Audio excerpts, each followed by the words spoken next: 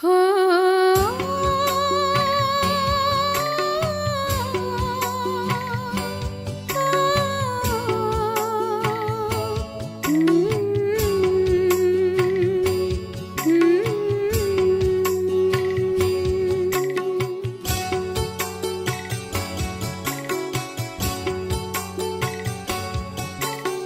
हम चले वतन की ओर डाल के प्रेम की डोर।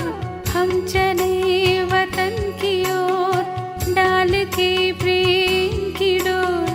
बाबा खींच रहा है आज सहज ही अपनी ओर। हम चले वतन की ओर।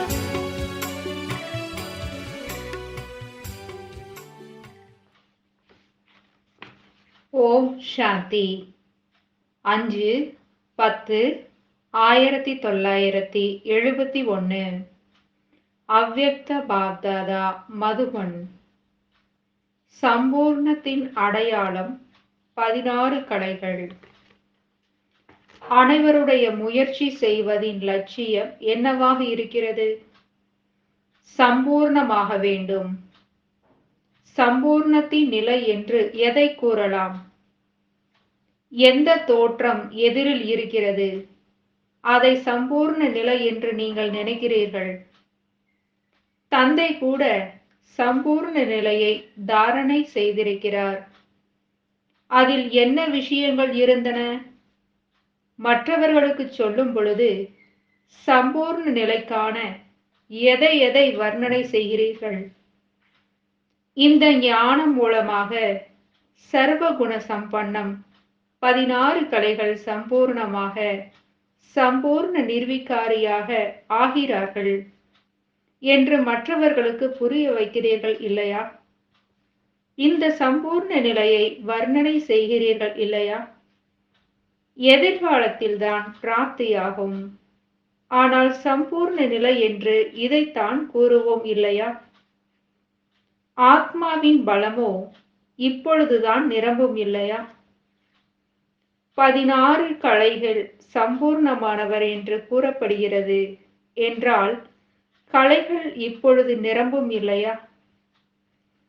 சர்வகுண சம்பன்ன சம்பூர்ண நிர்விகாரி 16 கலைகள் சம்பூர்ணமானவர் என்று இந்த வார்த்தைகளை கூறுகிறீர்கள் இல்லையா? இது சம்பூர்ண நிலையாகும். சம்பூர்ணம் என்றால் என்ன? அதை தெரிந்திருக்கிறீர்கள்.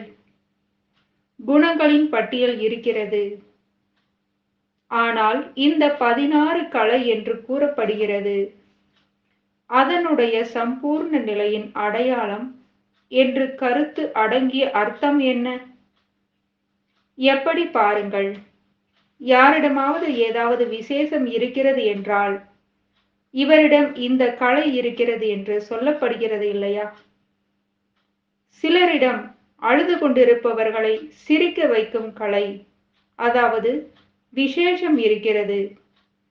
சிலரிடம் கைகள் மூலமாக மாயாஜாலம் செய்யும் கலை இருக்கிறது. சிலரிடம் புத்தி மூலமாக அதிசயங்களை செய்யும் கலை இருக்கிறது.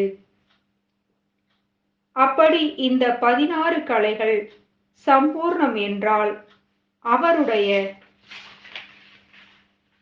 எந்த காரியம் நடந்தாலும் அந்த ஒவ்வொரு காரியமும் கலைக்கு சமமானதாக தென்படும். அவருடைய ஒவ்வொரு நடத்தை, பார்ப்பது, பேசுவது, செல்வது அனைத்தும் கலை போன்று தென்படும். எப்படி சிலருடைய கலையை பார்ப்பதற்காக எவ்வளவு ஆர்வத்தோடு செல்கிறார்கள். இதே போன்று இதே முறையில் யார் சம்பூர்ண நிலையை பிராப்தி அடைந்திருக்கும் ஆத்மாக்களாக இருப்பார்களோ அவர்களுடைய ஒவ்வொரு நடத்தையும் கலை ரூபத்தில் இருக்கிறது. மேலும் சரித்திரத்தின் ரூபத்திலும் இருக்கிறது. அப்படி விசேஷமாக ஆனது இல்லையா? எப்படி சாகார பாபாவின் பேசுவது, நடப்பது அனைத்திலும் விசேஷத்தை பார்த்தீர்கள் இல்லையா? அப்படி இது கலை ஆனது இல்லையா? எழுவது அமருவதற்கான கலை, பார்ப்பதின் கலை, நடப்பதின் கலை இருந்தது. அனைத்திலும் விலகிய நிலை மற்றும் விசேஷம் இருந்தது. ஒவ்வொரு காரியத்தையும் கலை ரூபத்தில் நடைமுறையில் பார்த்தீர்கள். அப்படி 16 கலை என்றால் ஒவ்வொரு நடத்தை சம்பூர்ண கலையின் ரூபத்தில் தென்படட்டும். இதைத்தான் 16 கலை சம்பூர்ணமானவர், முழுமையானவர் என்று கூறுவது. அப்படி சம்பூர்ண நிலையின் அடையாளமாக அவருடைய ஒவ்வொரு காரியமும் கலைக்குச் சமமாக தென்படும். அதாவது அதில் விசேஷம் இருக்கும். இதைத்தான் சம்பூர்ண நிலை என்று கூறுவது. அப்படி 16 கலை சம்பூர்ணமாக வேண்டும் என்ற லட்சியம் வைத்திருக்கிறீர்கள்.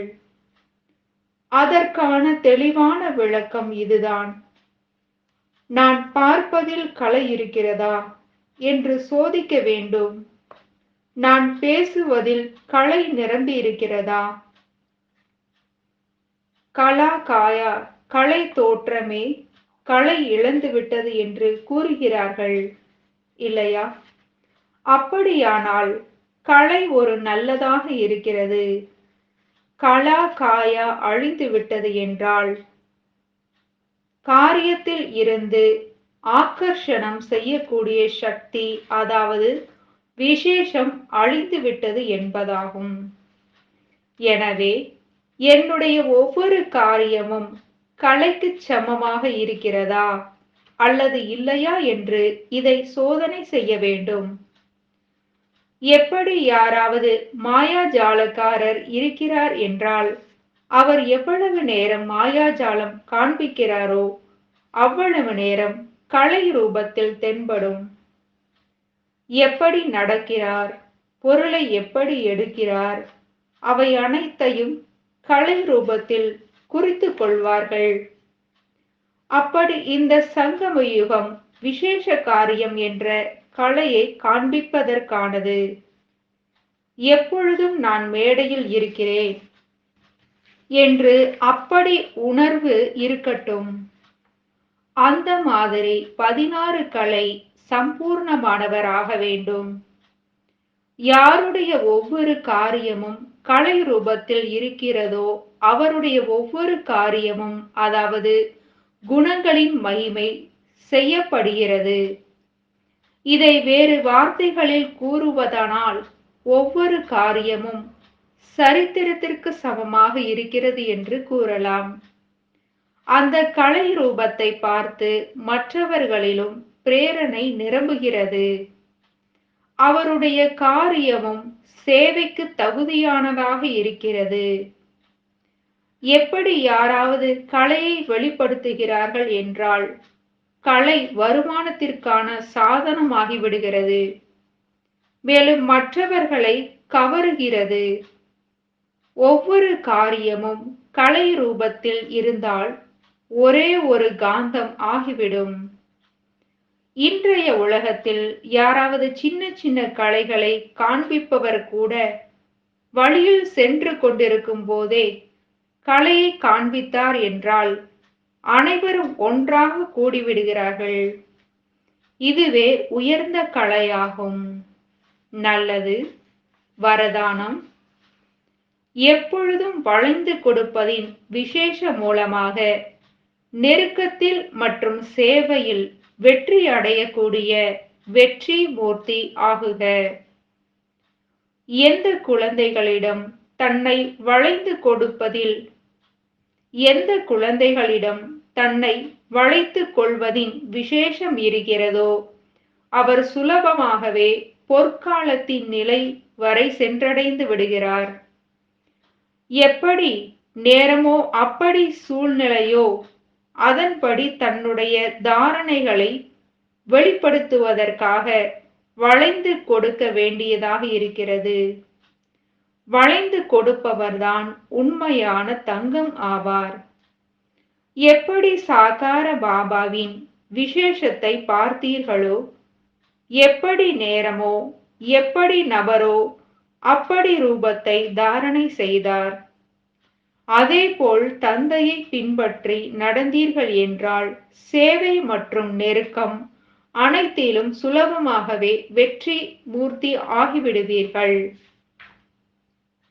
ஸ்லோகன்: எங்கு அனைத்து சக்திகளும் இருக்கிறதோ அங்கு தடையற்ற வெற்றி உடன் இருக்கிறது. நல்லது. ஓம் சாந்தி. तो बच्चों को तो सर्विस करनी है. जो बाबा कहते हैं सबको ये बताओ कि देखो तुम्हारा एम एंड ऑब्जेक्ट ये है. एक गीता है बढ़िया. ये राजयोग है ना बच्चे. कैसे है राजयोग? बिल्कुल सहज है कि बाप को याद करो तो ये वैसा मिलेगा तुमको. ओम शांति.